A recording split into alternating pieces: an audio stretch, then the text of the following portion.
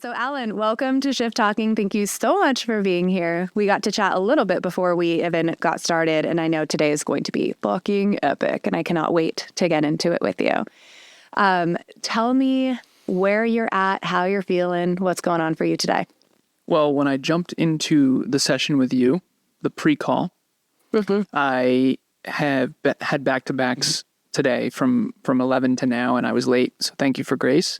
Of course. It's been we got a group coaching program launching next week. We did an event this past weekend, so I'm definitely overwhelmed, but in the best way. I'm very grateful because in the beginning it was all crickets. We talked about early entrepreneurship and how hard that can be, right? Yeah. So I'd rather be overwhelmed than not at all.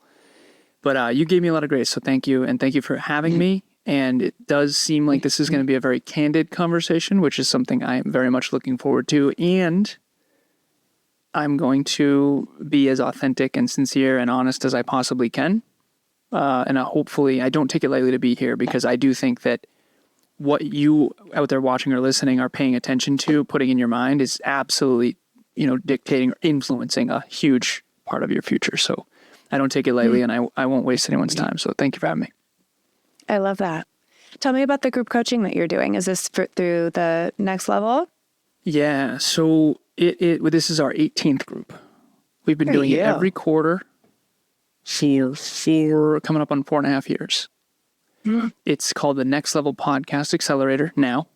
And I just mentioned to you, we work with 66 podcasters, something like that, 68, I think now. And again, in the beginning, we definitely didn't. But ultimately, it is a Mario Kart booster it's a 90-day program, 12 weeks, Q2, for podcasters. Level up yourself, level up your podcast, level up your business, build a brand and a business online. And it used to be just a personal development 12-week thing. And then all of a sudden, group 16 had 7 podcasters. It's groups of 10. Yeah. And it had 7 podcasters. I talked to my business partner, Kev. I said, dude, let's do a podcast one. And we did. Love it. And so 16 and 17 was all the new program.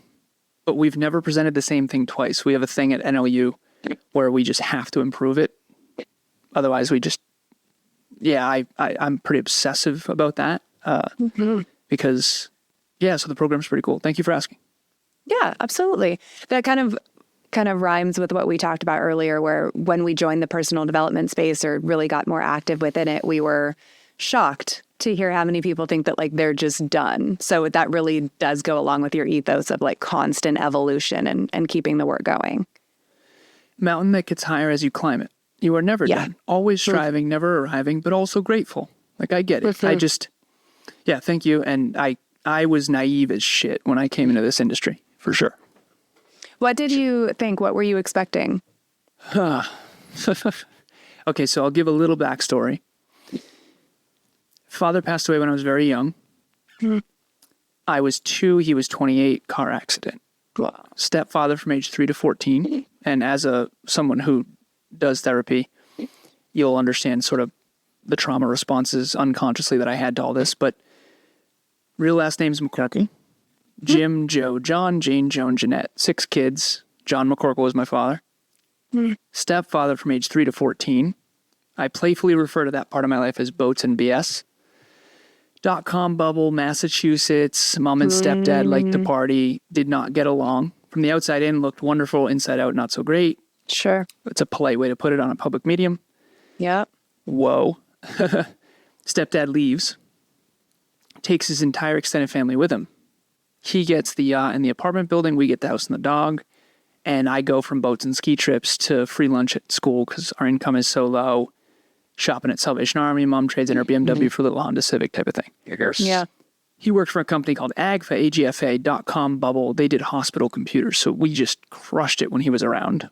And again, kind of everyone did in the 90s. You can research this, particularly in the U.S., by far the largest economy. And in the 90s, it was wild. But when he left, same year, sister moves out with her older boyfriend. Understandable. Same year, my mom gets in a fight with my Aunt Sandy, her sister. We get ostracized from her side of the family. Wow. 14 years old. You think I look young now. All right, I'm still hoping to hit puberty at 37. But when I was 14, people would say, these are the best years of your life. And it's like, God, I hope not. Right. Still to this day, have never seen or spoken to a single member of my stepdad's side. I, to this day, have only seen or spoken to 2 individuals from my entire mother's side. And yes, we did reconnect with the McCorkles after my stepdad left. But while my stepdad was around, we didn't, because we were trying to be the Lazaroses, so to speak. So you want to talk about identity and all that stuff.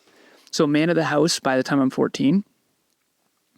And I looked into the future and said, oh, shit, unconsciously. And I had 2 trauma responses. So there's 4: fight, flight, freeze, and fawn. Fawn is the one I didn't learn until my 30s. Social coward. Goodwill Hunting's kind of a good metaphor for this. Just don't lose anyone else. Hang on to friends and family. Hang on. Be a chameleon. Fit in, fit in, fit in. Yeah. But behind the scenes, when no one was watching, I mean, it was super achiever. Aim higher, work harder, get smarter. Aim higher, work harder, get smarter. I playfully joked with workaholic with you before. Yeah. Straight A's through all of high school. Got into my dream college, although I didn't know how I was going to pay for it, because when my stepdad left, I was freaking out. I got all the scholarships and financial aid and all the awards behind me. Yeah. An award signed by the president, George W. Bush, President's Award, straight A's through all of high school, 16 report cards straight. Went to computer engineering school, master's in business, and then it was off to the races. Achieve, achieve, achieve, achieve, achieve. Yeah.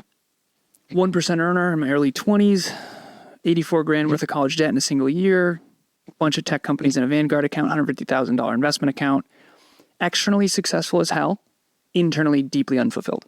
Yeah. Haven't worked through my trauma yet, don't have a therapist yet, right? Then I get in my car accident. That's when I found personal development. So some people have a job, some people have a career, some people have a calling. I didn't find my calling till I was 26. I'm 36 now. So 10 Which is years still ago, relatively young in the grand scheme, right? well, you'd have to believe that since you're 36. I'm kidding. Yeah. I'm joking. No, it is young. That's It fair, is young. though.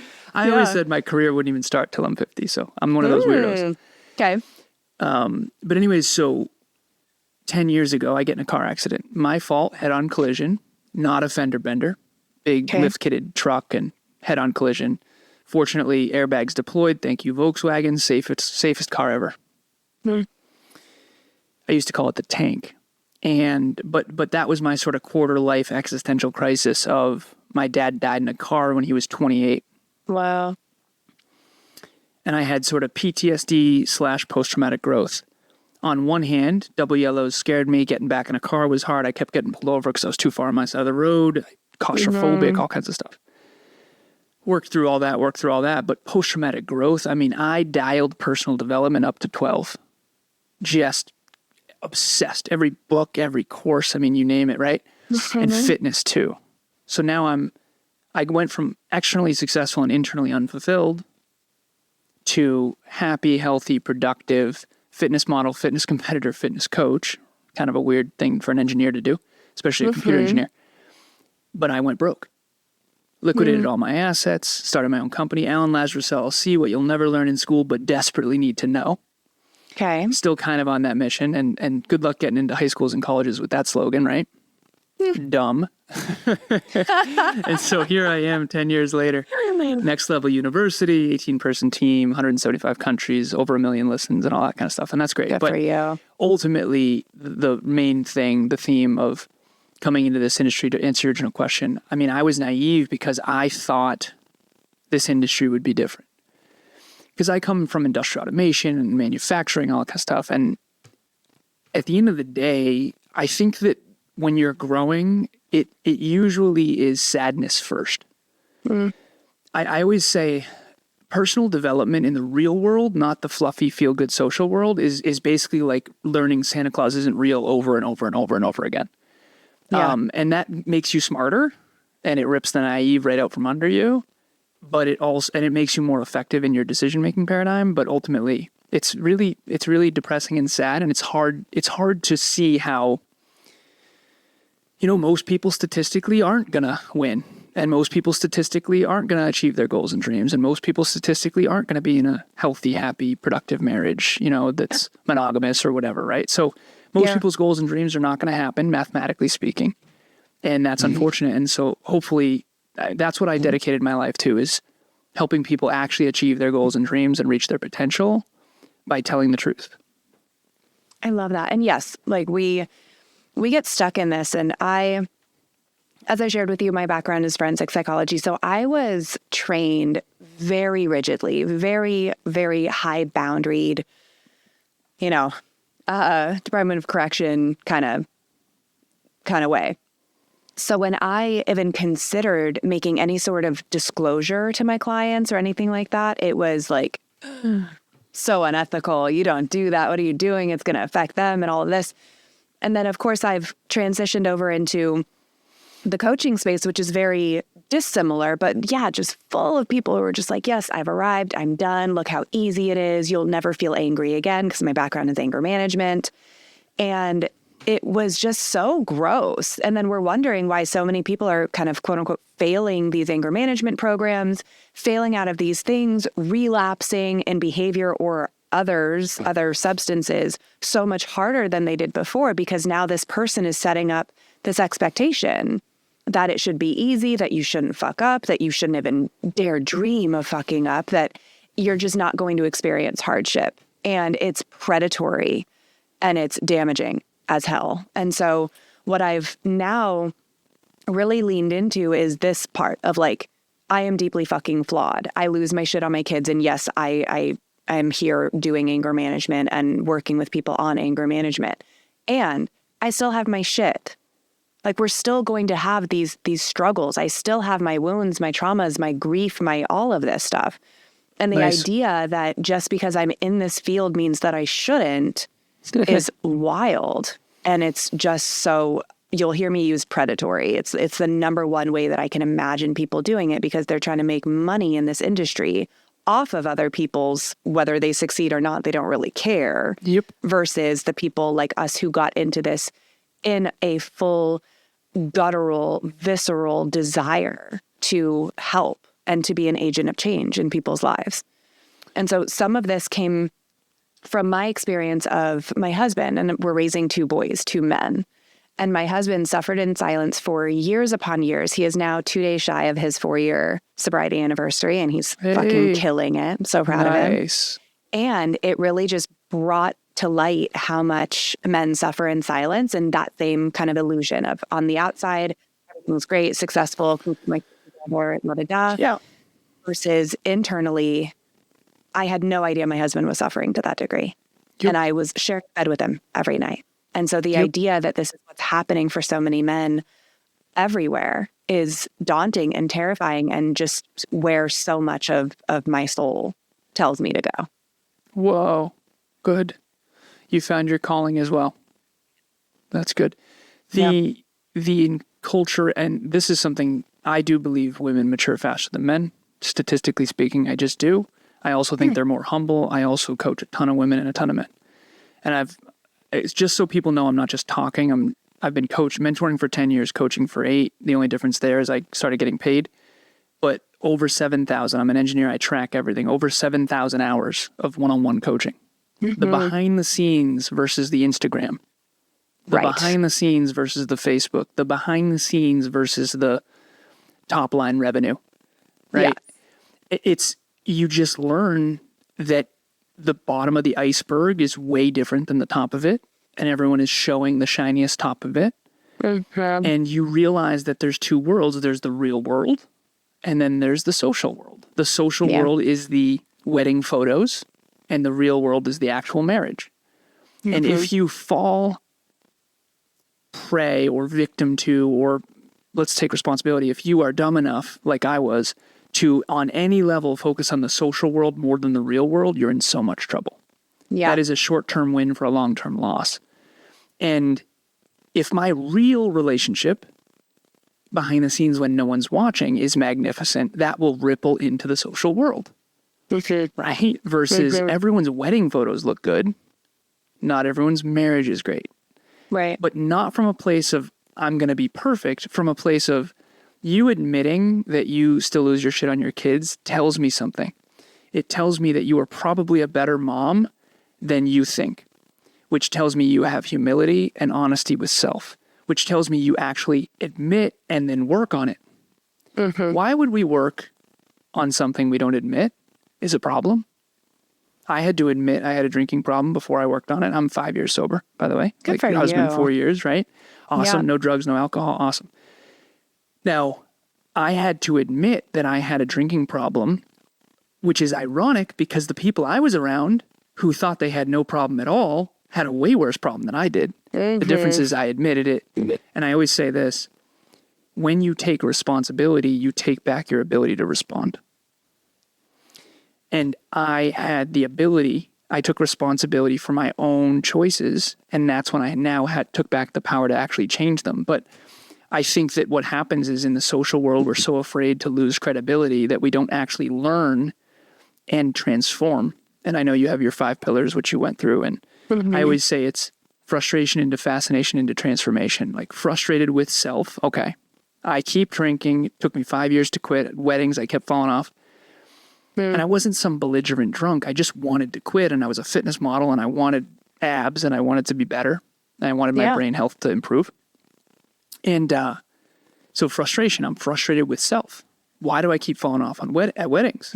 Okay, fascination. Let's get curious. Okay, you're a social coward.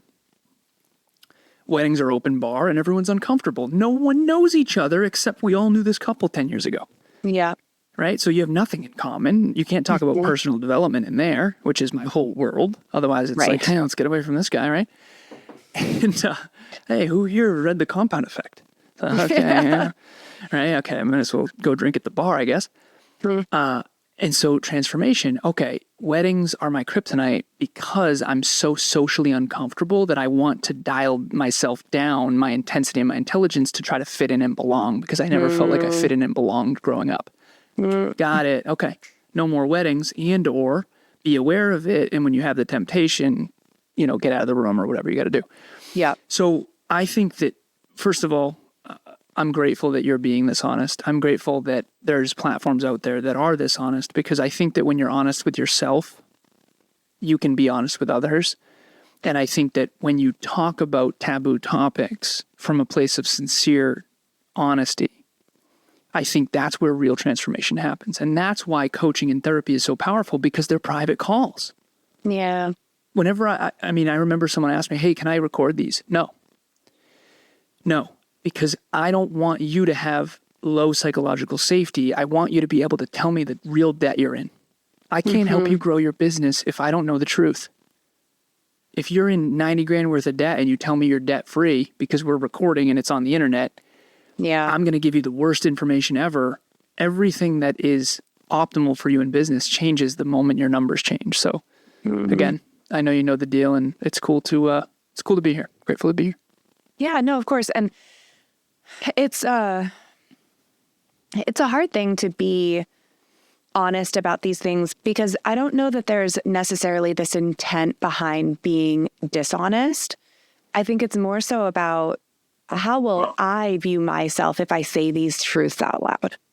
If I do admit to this 90,000 in debt, even if I know consciously, logically, the numbers don't lie, I know that this exists. But once I say this out loud, once I put this out into the universe and I have no choice but to acknowledge its existence as fact, what does that say about me and the way that I view me? And so if I can kind of keep myself within this illusion, this delusion that it's not as bad, this isn't really where we're at, then maybe I get to keep my own view of myself, let alone what anyone else might think. And it's these different types of allowing us to acknowledge our fuck ups and acknowledge where we've just gone wrong and recognize that we are on a path to doing something different and better about it. That's going to be the most ultimate thing because just sitting back here in this delusional fantasy land of like, oh, well, it sounds good if I just don't look at that account versus, yes, I'm here. I'm up here. Yes, I have 90,000 in debt. I don't know what the fuck to do about it. And here's what tell me, right? Help me understand how I can benefit this, how I can improve this, how I can turn this around. That shit is way more inspiring than somebody who's like, yeah, I'm debt free and la-da-da. Okay, well then why are you getting advice from Alan? If that's where we're at, why are you even here? It's more so about this is how we inspire other people and empower them because they get to hear our ugly shit said out loud. And then they can know that one, they're not alone. And two, it's not humiliating. If anything, I respect the hell out of people. Same. When I see expressing these things publicly. Especially in the 21st century when social media is the highlight reel and everyone, I mean, I was a fitness model, right, for many years there. So I've met a lot of models, some famous, all this stuff. And even the people in the best shape are still photo editing. So it's just brutal when you compare your real life to someone else's highlight reel. They take 150 photos. I never edited any abs on or anything. I never edited any photos, but I did pick the good ones. Sure. Of course I did, right? Yeah. So the comparison thing and that whole thing, real quick, when you had shared, it's easier to not say it out loud to yourself to protect your own identity or your self-esteem or your ego or whatever you want to call it. Mm-hmm. What I've come to understand is that you will only be honest with yourself to the extent that you have self-belief, also known as self-efficacy. I know you've studied this. So if you have high self-efficacy, you'll be very honest with yourself. So you and I have very high self-efficacy, as much as we're not allowed to say that publicly. So we're willing to say we suck, so because we believe in our ability to change it. People say adversity is your advantage. That is bullshit. Adversity is your advantage if you have self-belief. Adversity was my advantage. Every time something bad happened, my trauma response was aim higher, work harder, get smarter. If I didn't unconsciously have high self-efficacy and self-belief, there's no way that would be my response. I know someone who that was not their response. And so people with high self-belief that make it to the top of the personal development industry or any industry, what they don't realize is that other people don't believe in themselves because they're not admitting that they don't. One time, Kevin and I, my business partner, we were coaching the same person. He does podcast coaching. I do business coaching. We're producing her show. And we both got on a 3-person call. And we'd both been coaching this person. We've known her for years. And afterwards, he calls me up. He's like, dude, I've never seen that level of ego from her in my entire life. Holy crap. I said, brother, that's exactly how she always is with me. What I figured out, she has a deep insecurity about her intelligence level, so she would ego up and pretend she's more than she is around me because I trigger her insecurity. It's called an intimidation factor. I wrote out this. We have these 30 intimidation factors, and I got basically, and the lowest score I got on any of them was an 8. I had Kevin rate me, and I also had my girlfriend rate me too, because I wanted to figure out 0 to 10, how intimidating am I? Because I trigger everybody. The first thing I sized up with you is I didn't trigger you. You came in eating some protein bar, you said, hey, eat your cookie, but that tells me you have very high self-efficacy. I trigger the hell out of people who don't have high self-efficacy, because deep down they're like, I'm going to be found out. I'm going to be found out. I'm going to be found out. Right? So anyways, my point of all that is, if you're out there and you have a record playing that's not like Davina and I, am I pronouncing that right, by the way? Yeah, perfect. Okay. The record in Davina and I's unconscious, and I don't know how we got this. I don't know if it was probably very young age, but our record is, we got this. We can do it. You got this. You can do it.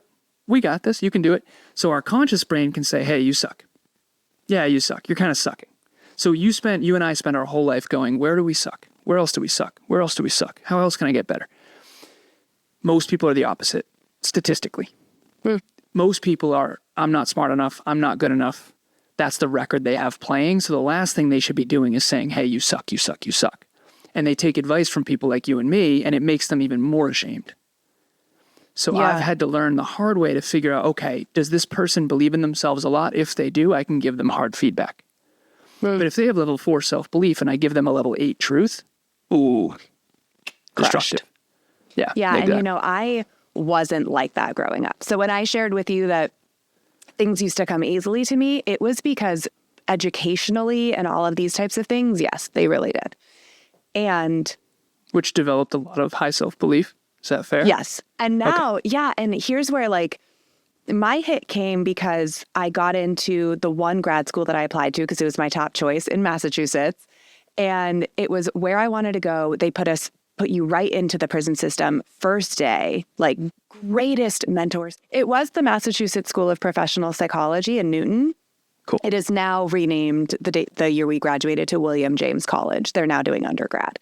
So It was, and most of the professors that I had are still there, my mentors, advisors. They're fucking incredible. That schooling was amazing. That's why I only wanted to go there. That's why I only applied there. I started applications elsewhere and then just never submitted them.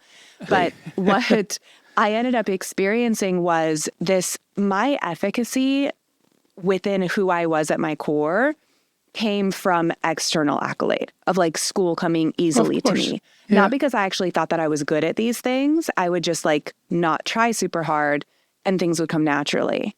And If so you don't then, mind me jumping yeah, in real quick. please. Okay. This is the difference between self-belief and self-worth. So you and I had high self-belief in terms of external achievement, Yes, low self-worth. deeply. Self-worth is usually from the social world. And usually someone like you, Davina, you think, oh, I don't believe in myself that much. No, you do a lot. You just don't know that you do. And you make other people so insecure, they treat you unjustly. And where you have no confidence is in the social world. Oh, damn. Yeah. So That's unfortunate. And again, I can already tell you didn't even want to say what college. You don't want to, my accolades, how pretentious do I come off? to other people. Oh, sure. But you're an I mean, achiever. Yeah. In the world of the insecure, it's the truly confident person who gets mistreated, which hurts our self-worth. And then our trauma response is achieve more, get smarter, do more. Yeah. Yeah, and then that's where I think the imposter syndrome comes in. Right. Right. I like, think yours is super self-worth qualified imposter. to do this work. Yeah. Okay. Yeah. Yeah, no, I'm listening. Give me. No, so imposter syndrome for a large majority of the population who have the not good enough, not smart enough record is actually I'm going to be found out that I don't know anything. For you, your imposter syndrome is I'm overqualified, but I'm afraid to say the truth because if I do, I'm going to get even more attacked, particularly by women, because women compare to women and men compare to men. I trigger men who have insecurity way more than I trigger women. And you trigger women, and that's why they often mistreat you, right? To your face, they're kind, but then behind the scenes, right? You know the deal. Yeah. So yeah, and it never kind of worked for me. So like even like the networking and all that shit, I despise it with a fucking passion. Same. It's the fucking worst. I can't stand it. I and call then them it's the like party name hoppers. tags. Like, ugh. I despise it. And I would go to, I think I tried 3. And I was just like, okay, we're in a room with this name tag. And like everyone, we were all just so opportunistic in there because that's why we're there. But it's under the guise of like, come make friends. And it's like, I'm not looking to fucking make friends. I'm trying to work with you and build a business friendship eventually, sure. But like nobody's here to make friends. Let's be real with the fucking name tag in the corner. Nice. Nah. And so those things kind of just didn't quite work for me. And what I'm still working through within myself now is how I can keep my self-worth even when business isn't as good because it's feast or famine, right? Yeah. And I just lost nearly everything investing in this super predatory business coaching company. Whoa. And I didn't realize it until I was in it and they were teaching me their sales strategies. And I was just like, oh, fuck. Like, this does not align with me at all. This is it's so gross. super manipulative. I put everything in.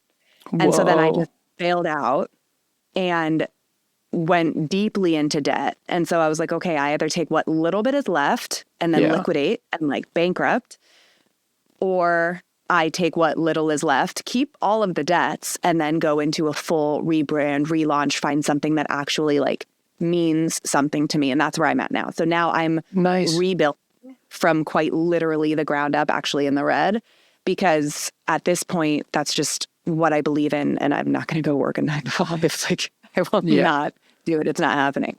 Yeah. So now I'm in this very feast or famine, mostly famine right now, while I'm putting everything into the new launch and all of this that I'm doing. It's now what I'm finally getting better at is not allowing my self-worth to just bottom out when it's famine. Because during feast, like, put me on fucking everything. I'll go on every interview. I'm right there, la-da-da. And then when it's not so good, like now, it's who am I to do X, Y, Z, right? And so these are the things that I'm working on internally. But I'm at this point where I've been doing this work for like deeply long enough that now I know that that has nothing to do with it. Money is money and it can be made anywhere.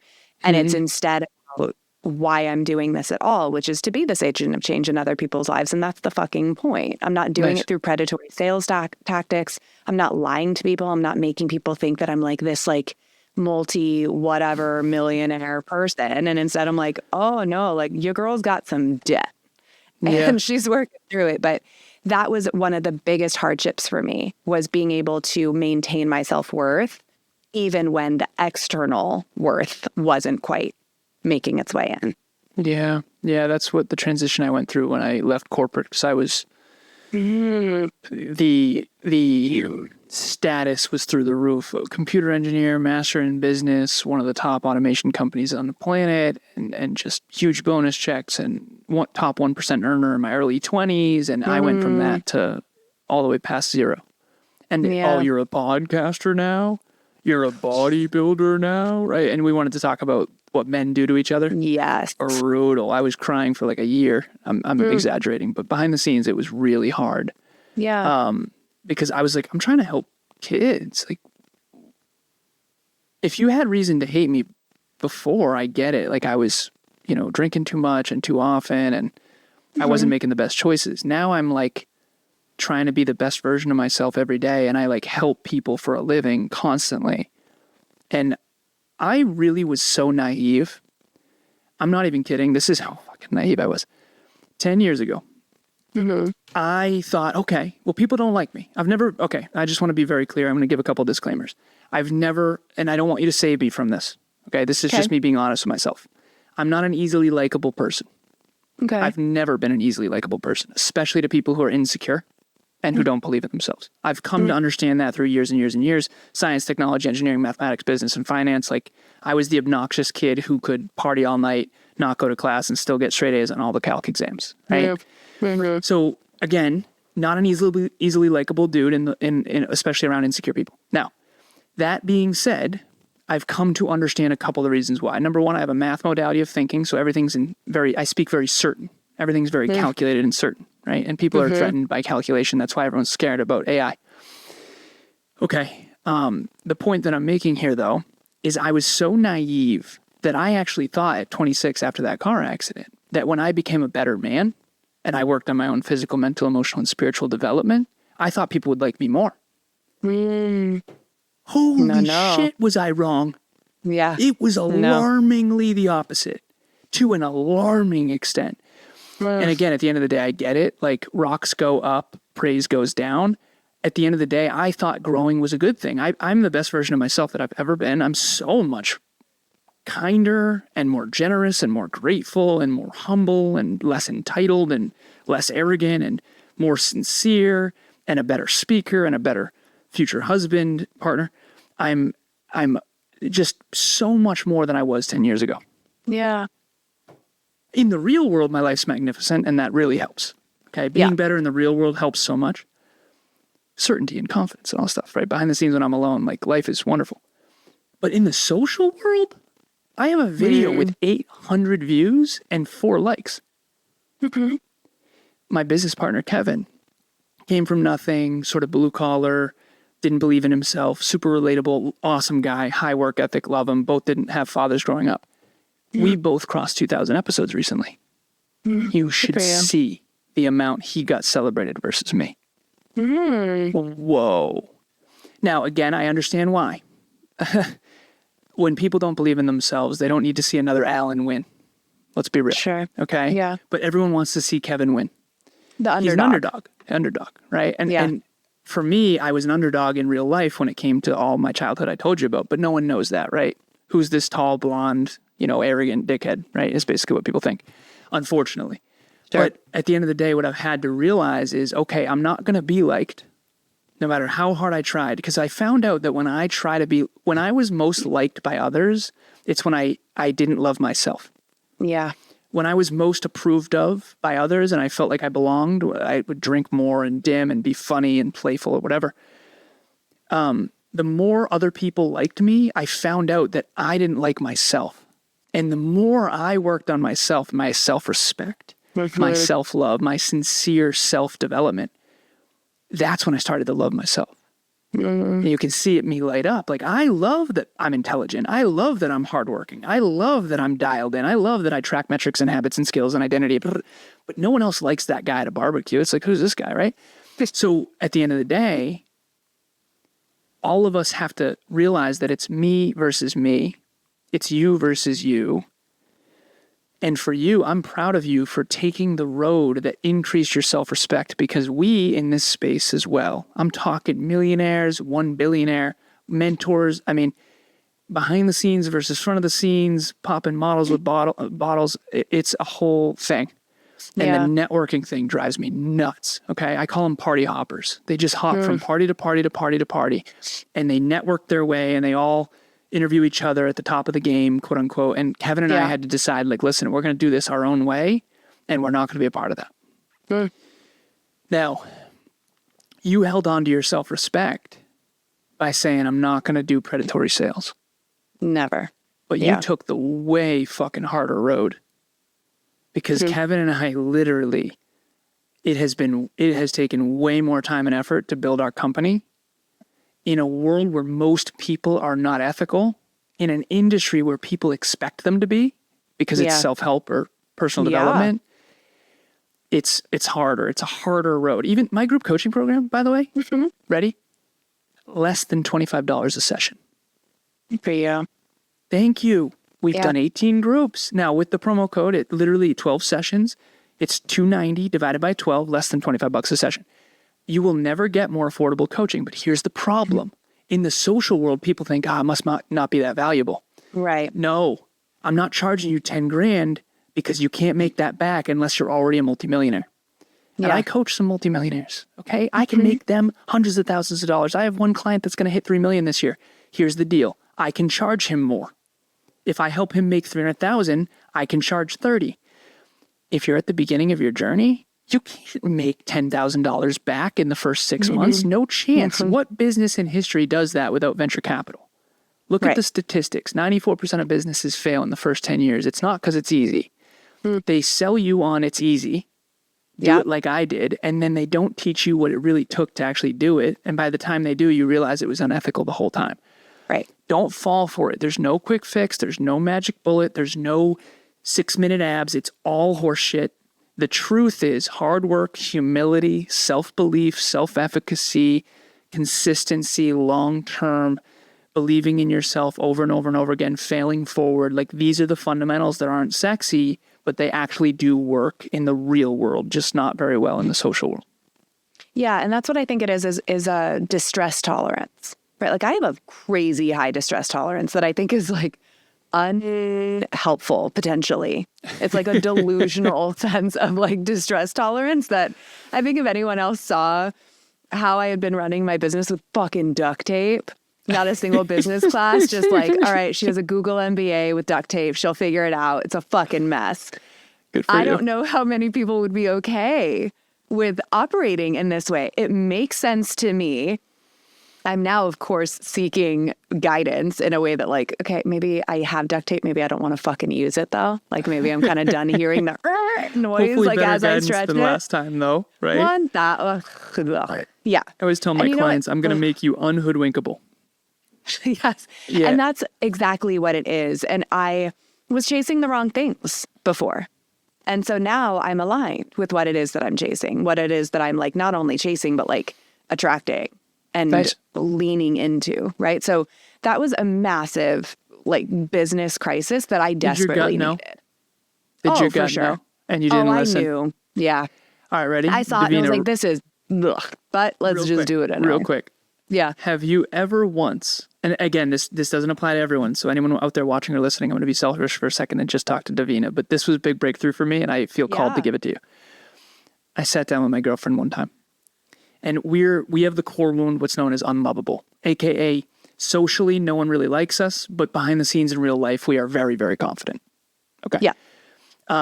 But yet people want you there. They like want to hang out with you. You ever have someone who can't wait to hang out with you, but you're like, you don't even like me when I'm around? Yeah. Yeah. Okay. So I think you identify with this unlovable. Most people have the defective core wound, and you can look at IFS and internal family systems and cognitive behavioral therapy, and you can look into this. I'm oversimplifying. For any clinicians out there, I'm oversimplifying. Okay. Sure. I need to say that. I'm a coach, not a therapist. Now, Emilia and I, we sat down. Girlfriend, future wife, been together 5 years, living together for 4. I said, sweetheart, we have got to grow up. Have we ever given someone the benefit of the doubt and not eventually regretted it? Davina, You gave them the benefit of the doubt. You So knew. much. Your intuition Yeah. was whispering, don't you do it. She was screaming. Let's She be was real. screaming and you still didn't screaming. listen? I did. Oh, you Because idiot. there I'm was, kidding. I know. Trust me, I know. I know you I know. know. Every like group coaching call, everything that I joined, I was just like, okay, maybe I just got it wrong. Like maybe behind the maybe scenes, this I level need to doesn't know work. who. I already have some names in mind. I bet you I could guess. I'll give it to you later. I'm not going to do it in front of the scenes though. Yeah, no, I'll give it to you later. But Thank yeah, you. I mean, it was that like, okay, maybe I just have an impractical view of this. Like maybe this level of success with this level of ethics just doesn't exist. I have And been fighting that's- that. yeah. I have been fighting that for 10 years. Yeah. It can be done, but it isn't what has been done. It is possible. And I told Kev, I would rather, we said this together, Kevin and I, both raised without fathers, humble beginnings, blah, blah, blah. Like Yeah. Kevin and I are soldiers at arms. Because we're on this big mission, right? Yeah. I told Kev, I said, we decided together we would rather be failures ethically than successful unethically.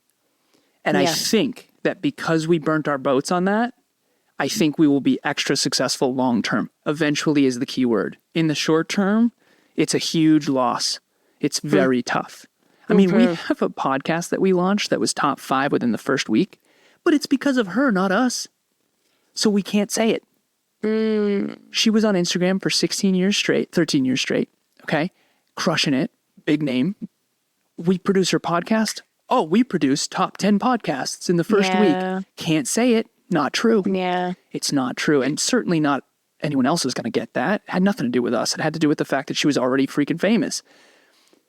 That's how ethical we are. It has been way harder to grow our company with high ethics. And I'm so excited to share 3 names with you that I think is one of them that you worked with. Because I've been studying this industry inside and out and trying to find the biggest snakes. Oh, I can point you in a fuck ton of directions. But yes, I will absolutely share. It is one of these things that I'm 36. Yes, I'll be 37 in June. And so I'm basically, my narrative here is like, this is the origin story. Like I'm living within it. I'm living in this moment right now. I'm still pushing through everything. Davina from like even 5 years ago probably would have just bailed out and been like, no, let me just go like the safer route and just like go work in HR. Good for you. You know, Good for you. Go there's work in that part HR. in Is that this- what you said? Yeah, Good for you. 100%. And so, Put on and, the smile. How are you? Yeah. Yeah.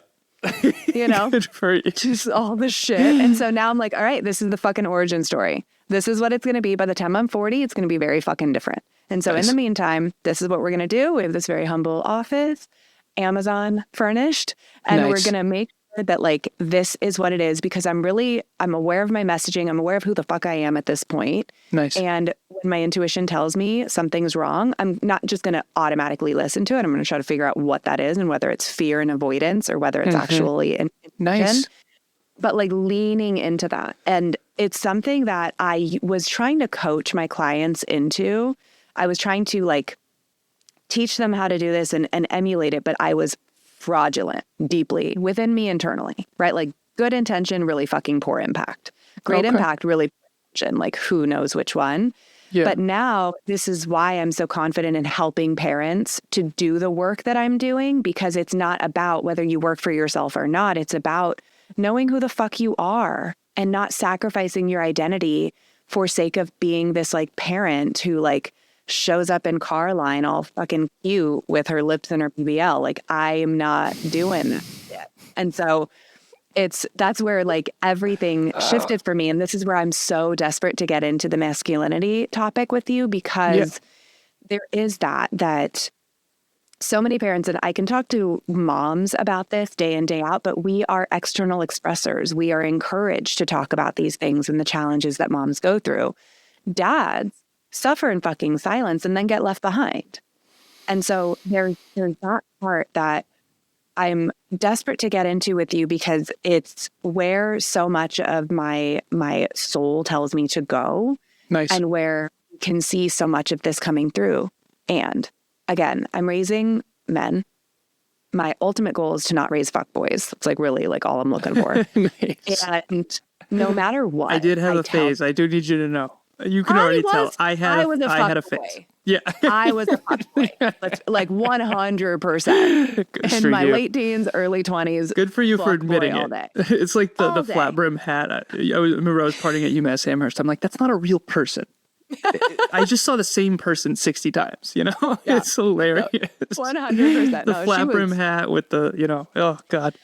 You know, it was seeking external things in really poor ways, but that's kind of what it is. But when I'm talking to my boys who are now 5 and 8 in 4 days, I can't tell them what it is to be a man. I can, but what they're going to learn from is my husband's example, is the men in their lives, their mentors, their coaches, these people. And that is something that I think is I find that terrifying.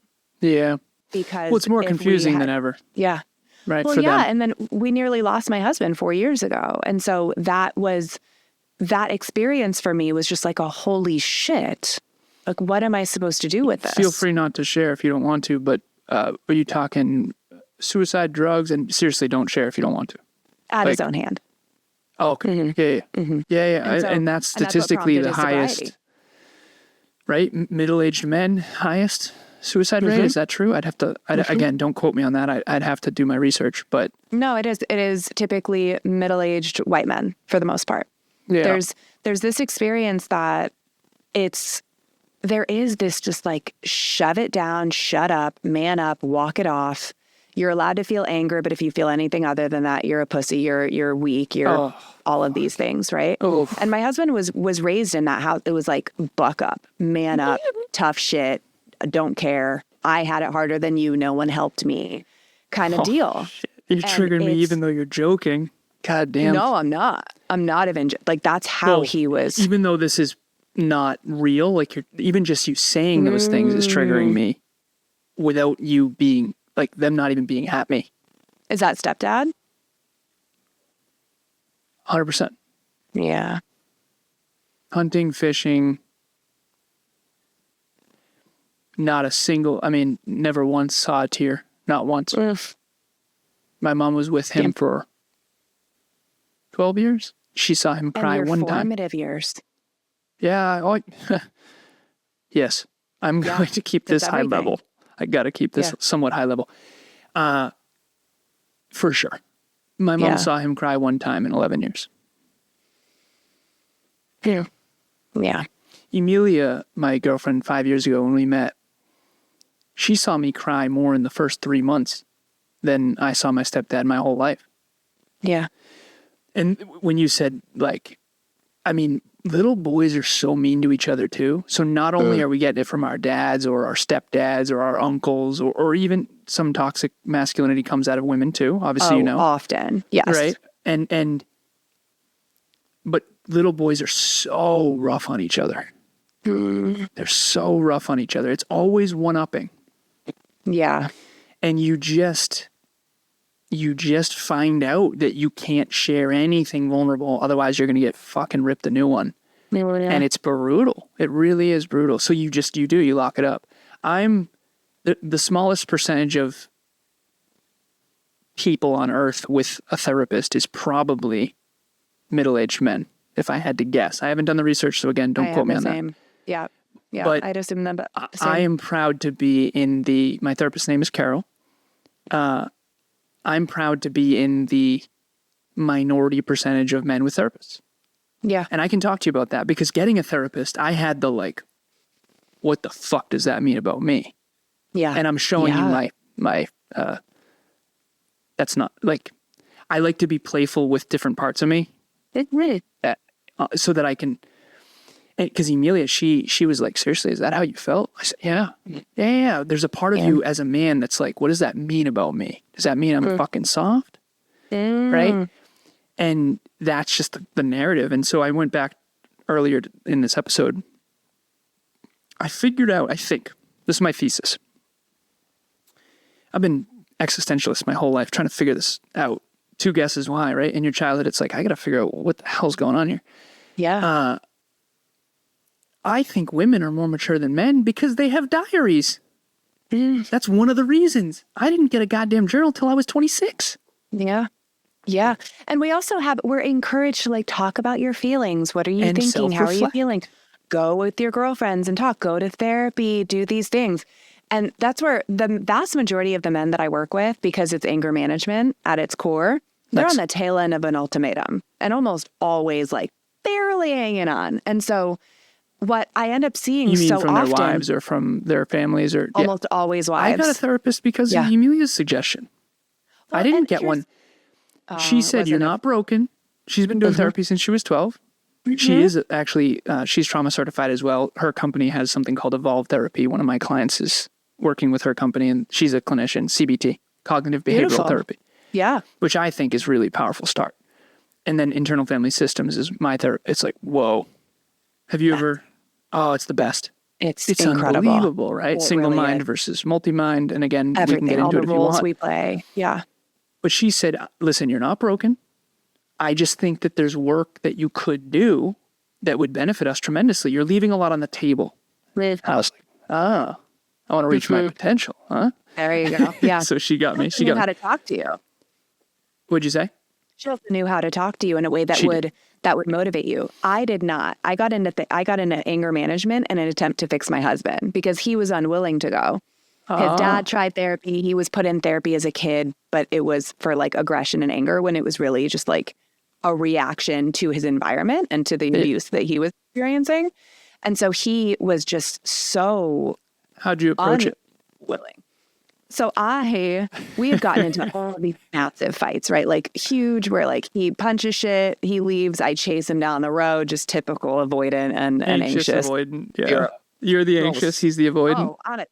Ran my Same. happy ass. It's the most cardio I've ever 100%. done in my life. Was She's chasing this avoidant, man. I'm anxious for sure. Oh, yeah. It is so challenging. And so he wasn't really ever open. I knew I didn't want to do therapy anymore, but I wanted something still like within the forensic field-ish. And I'm deviant as fuck. I just went the healthy way. Like, let's be real. So there was that part. And so I found anger management, didn't know what it was, but knew that he needed it. Just like based on like what assumptions Found I out made you about actually it. needed it. Yeah. Oh, Cool. That's the journey right there. That's the I was journey. sitting in this certification halfway through a multi-day, all day intensives, whatever. And I am just like, Oh, fuck, I am the problem. I'm the Like problem. he's wilding. He's center stage spotlight and I'm in the crowd like popcorn. Like you take that up there. Nice. And then I'm in this and I'm like, oh shit. I'm so wounded. Like I am so problematic. This is bad.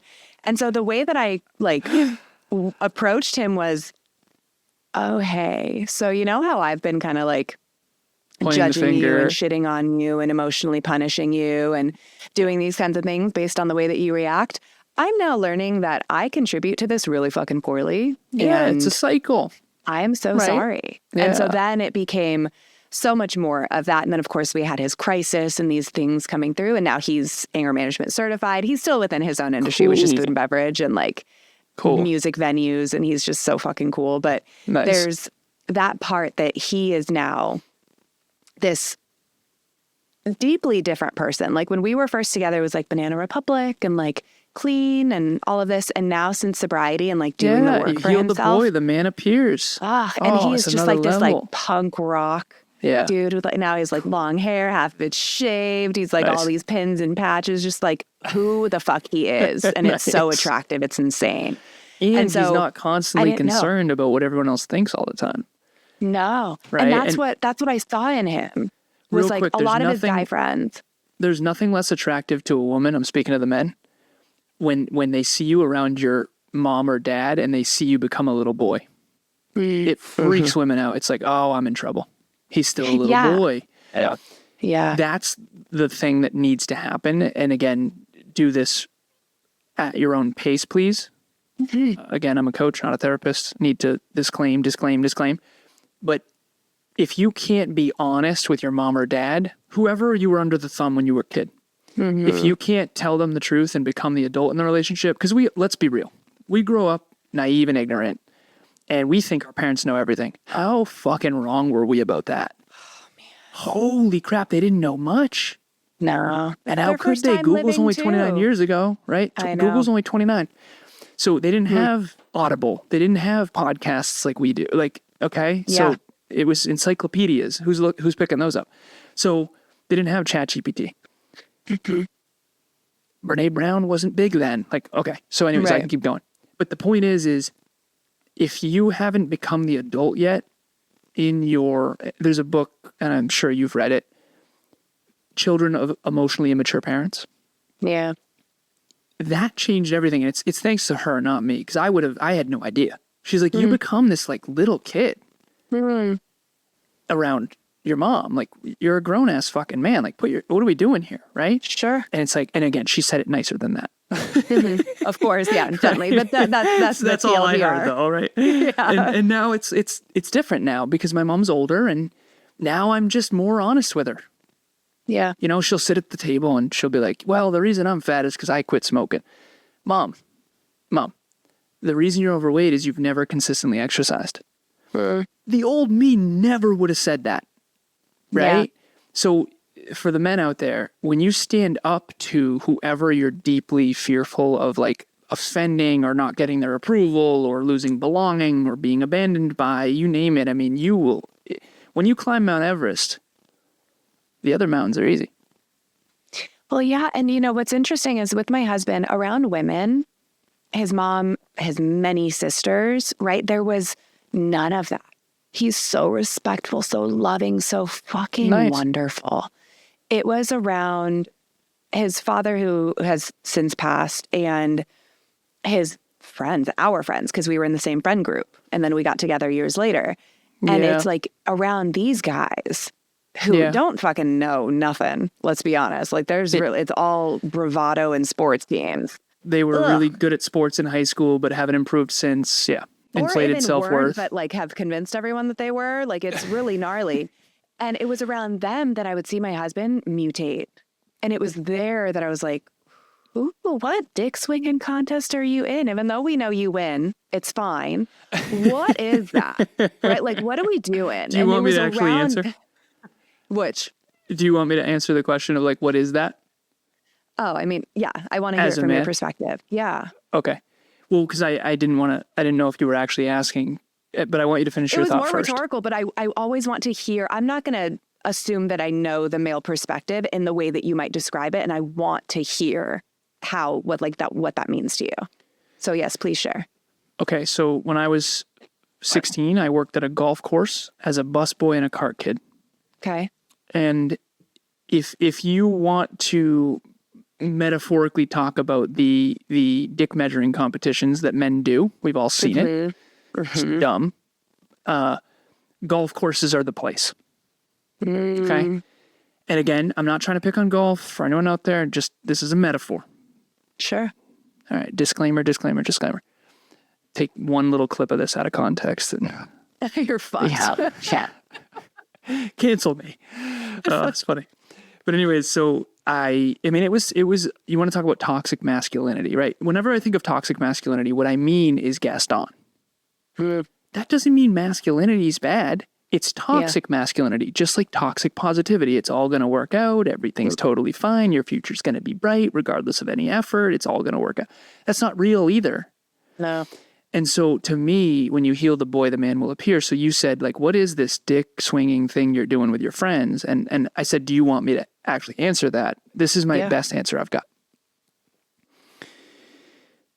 For the women out there watching or listening, when you're not, okay, there's something called the observer effect. It's a cognitive bias. If you're studying horses and the horse knows you're there, they change their behavior. If you've never been, see, for women, you don't know what we're like when you're not there. Yeah. And it's way, way worse than you think. It's our fear. Yeah. It's worse than you think. Your fear is true. Every bit of it. If for any guy out there watching or listening, if you've ever been in a fantasy draft group text, it is the dumbest shit. Like, it's just ignorant, dick measure, ignorant. It is atrociously bad. Okay. When a woman's in the group thread, every man's aware of it. Everything changes. Even if you're one of the boys, quote unquote. Trust me, you're not. Okay? So for the women out there, let me help you guys, girls. Every fear you have, let me not over-validate, because if I overswing, it's not going to be good. The fears you have about your husband or boyfriend being a dingus around his guy friends are probably true. Okay. If you don't like who he is when he's around his guy friends, that is a tell. A sign of a true man is he doesn't swing that much. And when I was a boy, metaphorically, and this is sort of like the Lion King, you know, if you've seen Mufasa or the Lion King, it's like cub into the lion. Yeah. You don't swing that far. You're not going to see me lose my mind when we win, and you're not going to see me huddle in a quarter when we lose. I'm going to be a little more stoic. Not stoic in the don't ever let them see you sweat and don't show emotions, but I'm talking like, if who I am with you, Davina, is wildly different than who I am with Emilia, that's a tell. Okay. How far someone puts on the show is a tell that they don't have grounding in who they are. I think true masculinity is someone who doesn't stray that much with trends. Yeah. I remember when Clubhouse first came out, everyone was losing their mind in this industry. And I said, Kev, nope. Stay the course. Stay the course. Clubhouse may or may not be around. Personal development, podcasting, like, let's stay the course. Yeah. And again, COVID, I know, was crazy. I get it. I didn't stray that much. Okay? Some people lost it, started buying toilet paper. Okay? At the end of the day, masculine is about being centered, about being structured, about being disciplined, about having a mission beyond oneself, and who you are and what you are when no one's watching. And that being your anchor, so that you're not that different in the fantasy draft league as you are at home with your wife. That's a true man. Now, it doesn't mean he doesn't get emotional. It doesn't mean sometimes he goes off the rails. It just means that generally speaking, he's not two different people all the time, or three different people, or four different people. At work, he's the man. At home, he's not, or vice versa. Yeah. And for the women out there, that's a good tell for you, is who is he and what is he when I'm not around? Because when you're observing someone, they change their behavior. And I think that real personal development, physical, mental, emotional, spiritual, is based on how little they shift and overswing in different social environments. Yeah, no, and I hear that. And that's where, once we became parents, I noticed a really big kind of shift happen in him, is that he saw the cracks in like the traditional bravado bullshit that he used to engage in. Yeah. And then, but all of our friends, our cumulative friends, because we were in the same friend group, right? They weren't deviating. Even some of them became parents and they were still just schmucks, you know, like nothing changed. And so my husband, being raised by a wonderful woman, his stepmom, who we call his mom, his birth mom is not at all in the picture at all. Yeah. His mom is this beautiful, wonderful soul. All of his sisters are just incredible beings. And my husband he never mistreated me. He was never shitty to me. He just had his own demons, right? But it was never, he never mistreated me ever. Nice. And then after we become parents, then it's like, oh, you're pussy whipped. Oh, better go home to the baby. Da, da, da. You know, all this shit. Of and he's course. just, what the fuck? But this is his core group. These are the people who never bailed out on him. These are the people who accepted him even when he was fucking up, even when he was homeless, living out of his car, even when all of these things were coming through. Yeah. So then it took, of course, the low point, the crisis, for him to realize that that version of him was just desperate to be safe and accepted and protected no matter what. Accepted by men. 100%. Accepted by men who were just like his father. Yeah, exactly. And you can say that now because his father has passed. That's the truth of it, is that 100%. Men crave acceptance from men to such a drastic extent. And as a man without a father, I mean, Kevin and I have had to work through this. Most of our mentors and coaches early on were men. And we didn't realize that we were fawning so hard. I mean, jump how high, how high, how high. And eventually we had to grow the fuck up. Yeah. And that's what I want to know your perspective too, because we see this happen where you lost your father at a young age. And so you were raised with, of course, this surrogate person to come in. And then we have other ones, like my husband, like many other men who have their fathers present, and they're just so harmful to them. And so how do you differentiate? Yeah, I know you know where I'm going. Sure. Generational trauma, and you can look this up, you can research this. I've Emilia more than me, but I've studied it pretty substantially. The generational trauma from toxic masculinity and men that are wounded, that are pretending not to be, because that's the thing.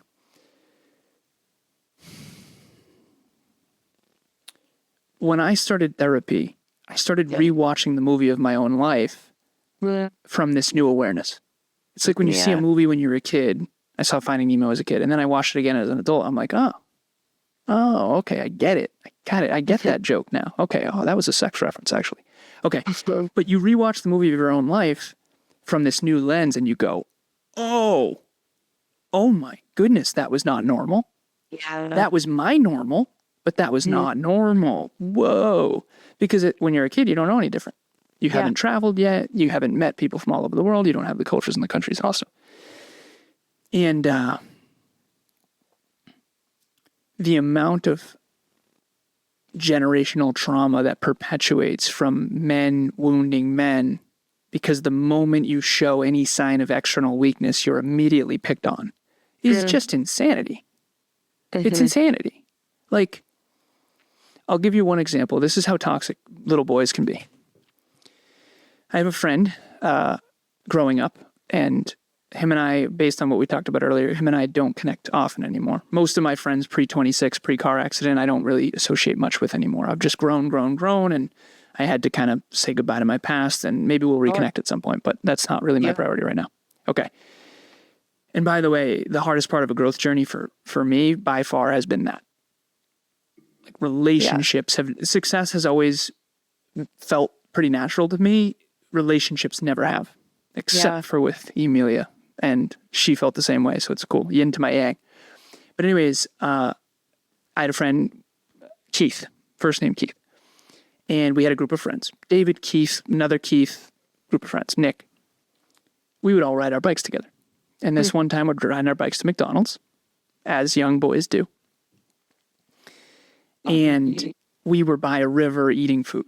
And this Keith, young Keith, who struggled with confidence, had the confidence to speak up this one day and talk about how, well, if you got to go to the bathroom, I do this, I've done this before, where you can just go in the river and you can just use your hand. Perfectly logical. Good for you, Keith. You swing and a miss. I'm not kidding. We called him Pooh Hand for a decade after that. A decade. Now, that is the level, and he had to pretend that didn't bother him. Right. The whole school found out about it. Everybody's calling him Pooh Hand because he made one mistaken comment. That is the extent. Yes, that is the extent of men just ribbing the hell out of each other and just ripping each other a new one the moment we make any mistake. And then we wonder why we're so hurt and we can never share it, because the moment you share that you were molested or that this happened or that happened, immediately it's just the whole thing. So we learn in middle school and high school. And the last thing, because I know we got to jump here, I want to share this with you. This was one of the coolest experiences of my life. And I'm a scientist, so I'm always studying everything. I had the privilege of giving a speech with Kevin to a high school that was also a middle school. Same speech. It was perseverance and growth mindset. Me and Kev. 7th and 8th graders for the first third of the day, fourth of the day.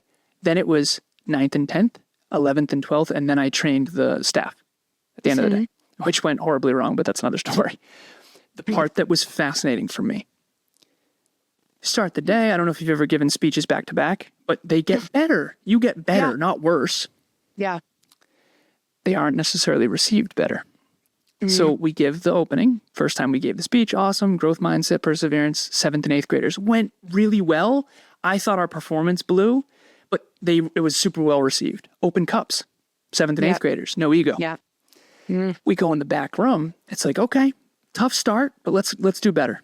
Second one, performance was way better. All right, listen, when you say that, I'm going to say this. But performance, craft. Let's go. A little less well received. What the hell? We did way better. I'm sitting here like, we did way better. And I'm having an existential crisis in the back. They had like a little back room, and this was a pretty big stage, 300 kids in each, 300 plus in each couple grades. Yeah. And Kev's like, yeah, I don't know, man. Like, I'm like, dude, did you feel like they received that well? He's like, that went worse than the first one. I'm like, well, do you think we did a better job? He said, yeah. I said, okay, let's focus on what we can control. We did a better job. High schoolers, juniors and seniors. It was fucking terrible. My performance and Kevin's performance got better. They might as well have been making fun of us. If they had fruit, they'd have thrown it. Right. I'm driving home to the Airbnb after that. This is in Milwaukee. And I'm sitting there going, what in the hell just happened? And then we trained the staff later. It was even worse. And I'm sitting there having an existential crisis because our performance got better and better and better throughout the day. It got received worse and worse and worse. Ego. The older they got. Young kids haven't developed huge protectors yet. Yeah. Well, it's not the conditioning, seniors, right? It hurts their social status to be into growth mindset and perseverance. At one point, Kevin had to stop the speech and say, listen, I know you guys, juniors and seniors, I know you think this isn't cool. And when I was your age, I wouldn't have either. But trust me, when you're 20, 30, 40, 50, this stuff's real stuff. And he had to like check them. You know, I was so naive back then. The guys come up to me, they want to ask a question. They grab my, hey, shake my hand real. How tall are you? How much do you bench? I'm like, what the hell? Like we talked about, but that's how naive I was back then. Now I'd be like, okay, do you have a real question? Now, I'm not going to ego bonk with some kid, but I gotta hold my own. The old me didn't know how. Yeah. Well, yeah, and I mean, it's a hard thing, and it's a really challenging thing to witness. And as my son, he's turning 8, he's in 2nd grade. We just relocated. He's like in a sports town, and he's an artist. Like this kid is so creative and so just like fun and vibrant. He's amazing. I'm seeing these things kind of like. I hope that doesn't get ripped out of him. Wayne, you know, I don't think it will be because we have my husband here who's like present now. He has, to my knowledge, very surface level check-ins with previous friends in that group, if not none, realistically, because some of them just like canceled themselves out along the way. Nice. And I'm confident in our ability because now my husband and I, we know who we are. And so now we can share with them, and I've shared with him like my shit from when I was a kid and all of that grossness, and my husband's doing the same. And so I'm confident that whatever this means, like they'll be molded in a certain way and will, you know, be that anchor for him as he grows. There's just that part that like we still see so much of this happening within people who are kind of ready for a change, but are unwilling to not let go of, because I don't believe in letting go of things. It's more so like unwilling to consciously place down this previous narrative of what they thought being a man was and masculinity, and the whole like it's a wild contradiction to me. And that as women, we are raised as like men. They're strong. They face things head on. All of this, and yet. No, like you guys are externally, they are taught to face things head on. And internally, forget it. I mean, it's wild. Yeah, it's unfortunate. Yeah, I am convinced women are more holistically intelligent. They're more humble. I mean, I'm so proud of women. Like, and I'm not. Listen, the 21st century. Thank goodness women have rights and shit. Like this is wild. Women couldn't even vote until way too late. Yeah. Like the world desperately needs women.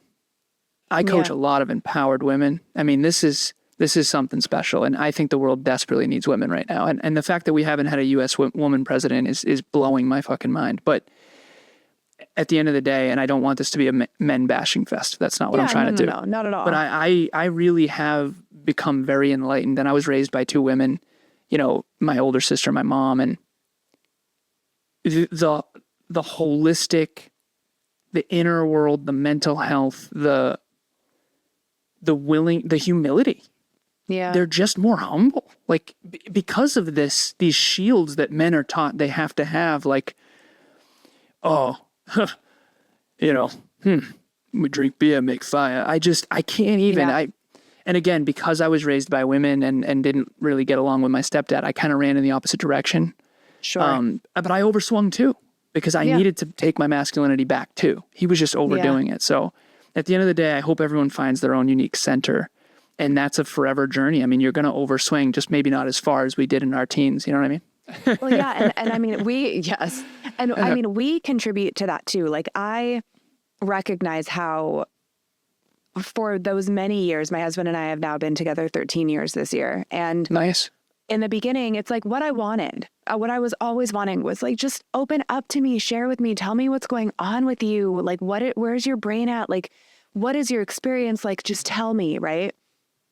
And then when he would have this quote unquote breakdown, right? When like he would just show his vulnerability and cry in front of me and all of this, I would have this like, what is that? Stop. No, you're not supposed to do that. Emilia and not did out the loud. same thing. Yeah, In my brain. I like almost like 'Cause lost you're taught that that's attraction for a unsafe. hot second. Yeah. Yeah, And you're like, taught that that's unsafe. I was taught that that was soft too. I was taught that that wasn't manly either. And so I had this, like, never said this out loud to him in real time. Now, of course, he's not gonna hear it first, right? Like, that's not what it's gonna be. But Nice. there was that like, it just went against what I was told was masculine. what I Emilia was had to told these override things that were. when I first cried with Yeah. her, because she almost ran from that. Yeah. And she realized that she was going to go back to what has caused her so much pain. Yeah. So that's not uncommon. I'm grateful that you're sharing that on a podcast, because, I mean, if you want your man to lock it right back up, He will. I mean, that's the way to do it. Yeah. He will. He'll lock it all back up. Like, see, I told And you then I shouldn't have you'll been wonder, vulnerable. Yeah. And you'll say that he's the problem. Right. And it's Just just, so you there's know, a by lot the way, there. I just want to share this real quick. Emilia and I have been coaching couples for 4 years. So if I seem like this know-it-all, we've been coaching couples for 4 years. It's been magnificent. The yin and the yang, the infinity symbol, humility, courage, vulnerability. I mean, it's been tremendous. I mean, you can see you just hurting each other like constantly. And it's like, listen, I know you're pointing at him, but every time he's vulnerable, you kind of rib him.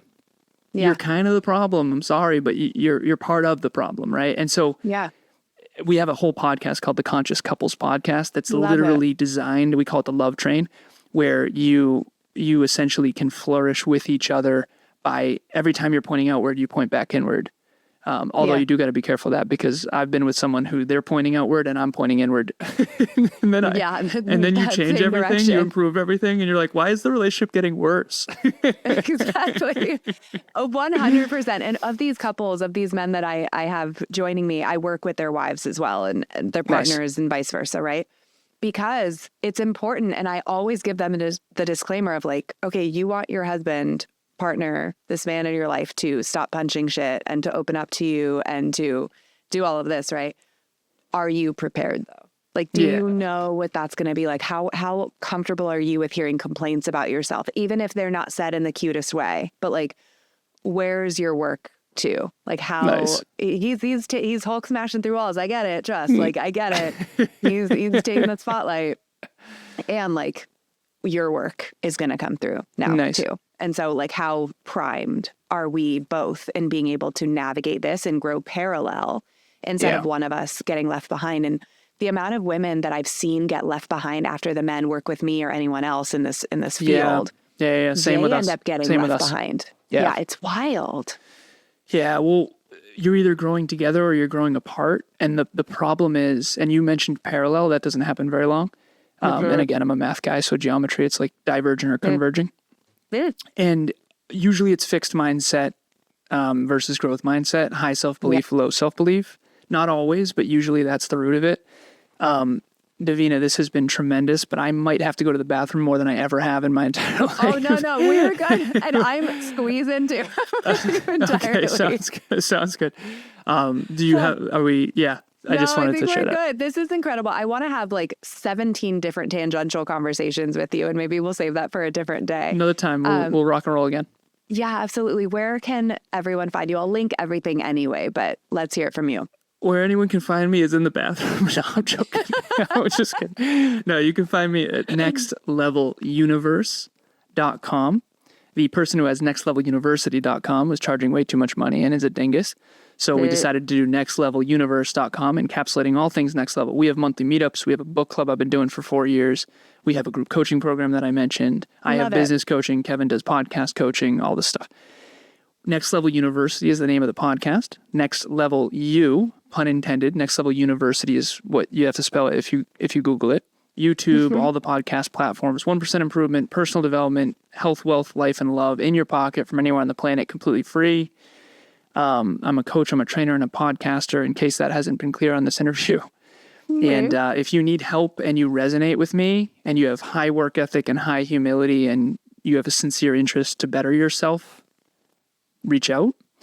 If you are entitled or arrogant and want big rewards for minimal effort, we will not work well together. Please do not waste either of our time. Yeah, I'll give you the name of the person I went through. Email me privately. I'm so excited to know. Yes. And I will be honest if it's not one of my guesses. Okay, fair. And Cool. I did do a deep dive into your podcast as I was preparing for this, and it's phenomenal. Like I am Thank you. I'm tuned in. Thank I'm you here. so much. That means a lot to me. Absolutely, Yeah, my thank you. pleasure. Thank you so much, Alan, for being here. I appreciate you. Anytime. We'll do it again. I appreciate you. Keep doing what you're doing in the world, because definitely this conversation would have helped me tremendously in my early 20s. Well, good. Hopefully we're catching some with a really wide net here. I hope so. All right, Alan, I'll speak to you soon. Talk soon.